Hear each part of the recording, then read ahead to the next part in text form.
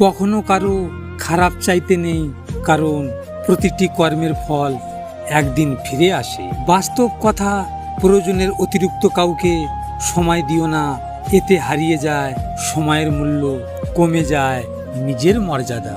কখনো আশা ছাড়তে নেই, কারণ ঝরে পড়া ফল থেকেও নতুন গাছের জন্ম হয়। যারা সবসময় ঈশ্বরের আশায় থাকে তারা কখনোই নিরাশ হয় না। অতিরিক্ত ভালোবাসা আর বিশ্বাস মানুষকে সবচেয়ে বেশি কাঁদায়। যে কাঁদায় সেও একদিন কাঁদবে, এটা অভিশাপ নয়, নিয়তির বিচার। কিসের এত অহংকার? ঘুম ভাঙলে সকাল, আর না ভাঙলে পরকাল। মনে রাখবেন, মিথ্যা দিয়ে কিছুদিন পর্যন্ত সফল হওয়া যায়, কিন্তু সত্যি দিয়ে প্রথমে কষ্ট হলেও সফলতা ধরে রাখা যায় আজীবন। মিথ্যা বলে সব জায়গায় পার পেতে পারবেন, কিন্তু ভগবানের কাছে হওয়া যায় না।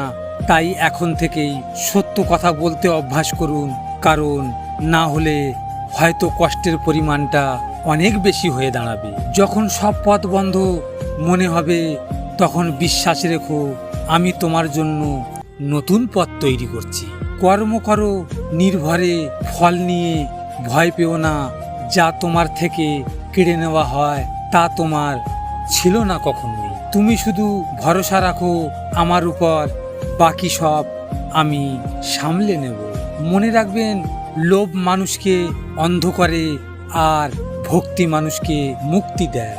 যে মানুষ সুখে অহংকার করে না আর দুঃখে ভেঙে পড়ে না, সেই প্রকৃত জ্ঞানী। সংসারের সব কষ্ট ক্ষণিকের, কিন্তু আত্মার শক্তি চিরতর। ভগবান সময় নেন, কিন্তু কখনো ভুল বিচার করেন না। তুমি কখনো বুঝতেই পারবে না ভগবান কতবার তোমাকে অদৃশ্য বিপদ থেকে রক্ষা করেছেন। তাই বিশ্বাস রাখুন। লজিক মোটিভেশন থেকে আমি গোপাল। যদি আপনাদের সাথে এমন ঘটনা ঘটে থাকে তাহলে মন খারাপ করে বসে থেকো না। মনে রেখো, সময়ের সাথে সাথে সব কিছু বদলে যায়। আর হ্যাঁ, নিজের খেয়াল অবশ্যই রাখবেন, কারণ এটা স্বার্থের পৃথিবী। এখানে নিজের খেয়াল নিজেকেই রাখতে হয়, অন্য কেউ রাখবে না। দেখা হচ্ছে পরের ভিডিওতে। ভালো থাকবেন, সুস্থ থাকবেন।